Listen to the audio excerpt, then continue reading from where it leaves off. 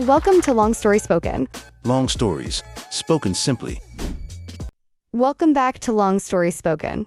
I'm your host, Katie, and with me, as always, is our resident bookworm and all-around fascinating human, Luke. How are you doing today, Luke? I'm doing great, Katie. Super excited to dive into today's topic. This is one that's been on my bookshelf for a while, and I know it stirs up a lot of talk. It definitely does, and speaking of diving in, before we get too deep, just a quick heads up to all our amazing listeners. If anything we talk about today sparks your interest and you want to explore more, remember to check the description box below for links to the book and other resources. We've got some great affiliate links there, and it helps support the show. Absolutely. Your support means the world to us. So today we're tackling a book that's pretty famous or infamous, depending on who you ask.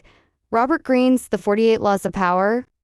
Now, full disclosure, Luke, as a professional podcaster, I'm usually more about the how of communication and less about, well, let's just say the more strategic side of human interaction this book seems to suggest. So I'm coming into this with fresh eyes and a lot of questions. You, on the other hand, are the expert here. What's the gist of this book? Expert is a strong word, Katie, but I've definitely spent some time with this one. The 48 Laws of Power is essentially a guide to understanding and applying strategies for gaining and maintaining power in various social situations. Robert Greene draws on historical examples, from ancient civilizations to royal courts, to illustrate these laws. It's not about being nice necessarily, but about being effective in understanding human nature. It's a deep dive into the art of manipulation and self-preservation, often from a very pragmatic, sometimes cold, perspective. Art of manipulation and self-preservation? Okay, that's already a lot to unpack. And we're going to break this down into a few parts, because there are 48 laws, and we want to give each one its due. Today, we're focusing on the first 12. Are you ready, Luke? Born ready? Katie, let's get into it. Law number 1, never outshine the master. All right, law number 1, never outshine the master. This sounds pretty straightforward, but what does it really mean in practice? So, this law is all about managing your presence around people who are in a position of authority over you. It says that in your desire to impress or please them, you shouldn't go too far in showing off your talents. If you make your master feel insecure or threatened by your brilliance, it can backfire. Instead, you should make them appear even more brilliant than they are. So, essentially, dim your own light so theirs shines brighter. That feels a bit counterintuitive to modern career advice, doesn't it? It does, and that's where the power aspect comes in. The book argues that appearing less threatening or even making your superiors look good is a path to gaining favor and, eventually, your own power. A classic example from the book is Nicolas Fouquet, the finance minister to King Louis XIV. He was incredibly wealthy and threw lavish parties, even building a magnificent chateau. But his displays of wealth and talent overshadowed the king, who grew jealous and eventually imprisoned him. He outshone the master and paid the price. Wow, that's a harsh lesson. So, subtle flattery and making them feel superior is the key. Got it? Law number 2, never put too much trust in friends. Learn how to use enemies. This one sounds a bit cynical, Luke. It can sound that way, but it's really a cautionary tale. The law suggests that friends can betray you more quickly because envy is easily stirred up among them. They can also become spoiled or entitled if you give them too much. Surprisingly, the book argues that a former enemy, if hired, might be more loyal because they have more to prove to you. It even says you have more to fear from friends than enemies. And if you don't have enemies, find a way to make them. That's wild. So, trust no one, but maybe trust your ex-rivals more than your pals. Exactly. The book gives an example of the Chinese Emperor Sung. He hired a general, Cao Kuangyan, who had been his enemy.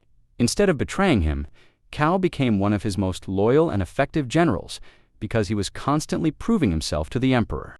Law number 3, conceal your intentions. This sounds like something out of a spy movie. Well, it definitely has that vibe. This law is about keeping people off balance and in the dark about what you're really up to. If they don't know your true purpose, they can't prepare against you. The idea is to guide them down the wrong path, create enough confusion, and by the time they figure out your real intentions, it's too late. So, it's about being unpredictable and keeping your cards close to your chest. Precisely. The book shares the story of Bismarck, the Prussian statesman. He often announced his intentions in such a vague and complex way that no one truly understood his real goal. This allowed him to achieve his objectives without opposition, because his enemies were constantly misinterpreting his moves. Law number 4. Always say less than necessary. As a podcaster, this one is tough for me. I can imagine, but for this law, the idea is that when you're trying to impress people, the more you talk, the more ordinary you seem, and the less in control you appear. Even if you're saying something simple, it can sound original if you make it vague, mysterious, or like a riddle. Powerful people often impress and intimidate by saying very little. The more you say, the more likely you are to say something foolish. So, silence is golden, and mystery is power. Exactly. The book mentions figures like the Sphinx in ancient myths, enigmatic and powerful, precisely because they reveal so little. When you speak less, your words carry more weight. And people tend to fill the silence with their own interpretations, often favorable ones. Law number 5. So much depends on reputation. Guard it with your life. This one I can definitely get behind. This law highlights that your reputation is your most valuable asset in the game of power. With a strong reputation, you can intimidate others and win without even fighting. But if your reputation takes a hit, you become vulnerable, and people will attack you from all sides. So, the key is to make your reputation unshakable. Always be aware of potential attacks and stop them before they happen. Also, it suggests learning to destroy your enemies' reputations by finding their weak spots and then letting public opinion do the rest. So, build it up, protect it fiercely, and maybe even chip away at others. Sounds intense. It is. A good example is the Yellow Kid. While a famous con artist, he was a master at building a reputation for honesty and reliability, which allowed him to deceive people easily. His reputation was so strong that even when people lost money, they often blamed themselves rather than suspecting him. Law number 6. Court attention at all cost. This sounds like a publicist's dream. It's all about visibility. The law states that everything is judged by its appearance, and if you're not seen, you don't matter. You should never allow yourself to get lost in the crowd or become forgotten. The goal is to stand out and be noticed at any cost. Make yourself a magnet for attention by appearing larger, more colorful, or more mysterious than everyone else. So, don't be afraid to be a little extra. Exactly. P.T. Barnum, the famous showman, is a great example. He understood the power of spectacle and always found ways to draw attention to himself and his shows, even if it meant being controversial. His constant pursuit of attention made him incredibly successful. Law number 7. Get others to do the work for you, but always take the credit. This sounds a bit exploitative. It can certainly be interpreted that way. The law suggests you should use the wisdom, knowledge, and hard work of other people to advance your own goals. This not only saves you time and energy, but also makes you appear incredibly efficient and quick, almost godlike. In the end, your helpers will be forgotten, and you will be remembered as the one who achieved great things.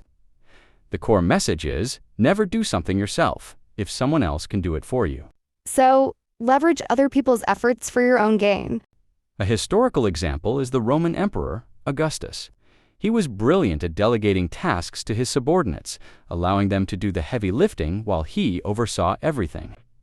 This made him appear extremely effective and powerful, and he received all the glory for their successes.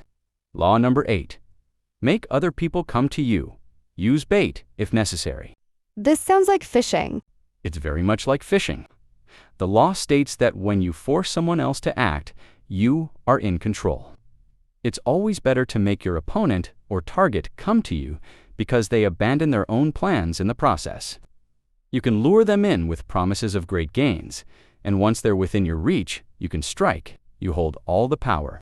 So, don't chase. Attract. Exactly. The classic example is the story of the snake and the farmer from an old fable. The farmer tries to kill the snake, but the snake makes him come to it by pretending to flee and then strikes when the farmer is off guard. In a broader sense, this is about creating circumstances that draw people to you, putting them on your turf and on your terms. Law number 9. Win through your actions, never through argument. This is a big one for me, Luke, as I often try to use logic and words to convince people, especially in debates. This law is incredibly clear, and for many, quite counterintuitive. Any triumph you think you've gained through argument, through logical persuasion or verbal dominance, is actually a Pyrrhic victory. What that means is, even if you win the argument on paper, the resentment and bad feelings you create in the person you've defeated verbally last much longer and are far stronger than any temporary change of opinion you might achieve. People rarely truly change their minds through direct confrontation. Instead, they dig in, feel humiliated, and will often seek to undermine you later. It's far more powerful and lasting to get others to agree with you or to see your point through your actions without having to say a word. Demonstrate your point, lead by example, or create circumstances that prove your perspective. Don't just explain or debate it. So, show, don't tell, especially when it comes to winning people over or proving your point. Let the results speak for themselves. Precisely. A perfect example is the story of Galileo Galilei. When he discovered the moons of Jupiter through his telescope, providing strong evidence for the heliocentric model of the universe, where the Earth revolves around the Sun, not vice versa, he faced immediate opposition from the Church, which held the geocentric view. Instead of engaging in endless theological and scientific arguments, which would have been futile and dangerous, Galileo took a different approach. He dedicated his groundbreaking book, Sidereus Nuncius, Starry Messenger, to Cosimo, to de' Medici, the powerful Grand Duke of Tuscany, and even named Jupiter's moons Medicean stars after the powerful Medici family. By doing so, he made the Medici family patrons and beneficiaries of his discoveries. He didn't argue. He presented his findings in a way that made the powerful look even more brilliant for supporting such groundbreaking science. His actions and careful presentation of his evidence, combined with strategic flattery, spoke louder and more effectively than any direct argument could have. His science became undeniable through its practical demonstration and powerful associations, not through debate. Law number 10. Infection. Avoid the unhappy and unlucky. It sounds incredibly unsympathetic. It certainly does, Katie, and it's one of the laws that often sparks the most debate. This law argues that you can be literally destroyed, or at least significantly hindered, by someone else's misery, misfortune, or negative emotional state, because, much like physical diseases, emotional states are highly contagious. It suggests that even if you try to help someone who is consistently struggling, who is plagued by bad luck or a perpetually negative outlook, you might end up bringing disaster upon yourself. The unfortunate, according to the book, sometimes attract bad luck or create their own misfortune through their attitudes and actions, and they will, consciously or unconsciously, pull you down with them. The advice is stark. Avoid contact with such individuals at all costs. Instead, actively associate with happy, fortunate, and positive people, as their good fortune and positive energy will rub off on you. So, choose your company extremely wisely, almost as a matter of self-preservation and protecting your own fate. It's a very Darwinian view of social interaction. Yes, it's about protecting your own energy, your reputation, and your fortunes. The book uses the example of Lola Montez, a dancer and adventuress in the mid-19th century who became the mistress of King Ludwig I of Bavaria. Montez was notoriously reckless, scandalous, and seemed to attract chaos wherever she went. Despite her charm, she was known for her bad luck and destructive nature. Her association with King Ludwig and her influence over him became a major source of scandal and political instability. The public resented her, and her presence ultimately contributed to the king's downfall and forced his abdication, sparking a revolution in Bavaria. Her infected presence, according to Greene, was a catalyst for disaster, demonstrating how closely tied one's fate can become to the misfortunes of those they associate with. It's a stark reminder to be extremely selective about who you allow into your inner circle, especially those with chronic problems. Law number 11. Learn to keep people dependent on you. This sounds like creating a strategic web of reliance, almost making yourself indispensable. That's exactly right, Katie, and indispensable is the key word here. To maintain your independence, your freedom of action, and ultimately your power, you need to always be needed and wanted by others. especially those above you or those whose resources you might need. The more people rely on you for their happiness, their success, their knowledge, or their unique skills, the more freedom and control you have over them. The law advises making people dependent on you by becoming the sole source for certain vital services, information, or expertise. And crucially, it warns against teaching them enough to be able to do without you. You want to be the bottleneck, the person without whom things cannot proceed. So, hold a piece of the puzzle that no one else has, and don't give away all your secrets or skills. It's about maintaining a monopoly on your own value. Precisely. The book again provides the powerful example of Otto von Bismarck, the Iron Chancellor. He was exceptionally skilled at navigating the incredibly complex and often treacherous political landscape of 19th century Europe, particularly in unifying the various German states under Prussian leadership. He made himself absolutely indispensable to Kaiser Wilhelm I. Bismarck was the only one who truly understood the intricate diplomatic maneuvers, the delicate balance of power, and the specific strategies required to achieve the king's ambitious goals. The king became so reliant on Bismarck's strategic genius and unique abilities that he literally could not afford to lose him, even when they disagreed. This dependence gave Bismarck immense leverage and power, allowing him to push through his own agendas and maintain his position for decades. He never fully trained a successor or revealed all his methods, ensuring his continued necessity. Law number 12. Use selective honesty and generosity to disarm your victim. This feels a little sneaky, Luke, almost like a Trojan horse strategy in social interactions. It definitely is sneaky, Katie, and that's precisely the point.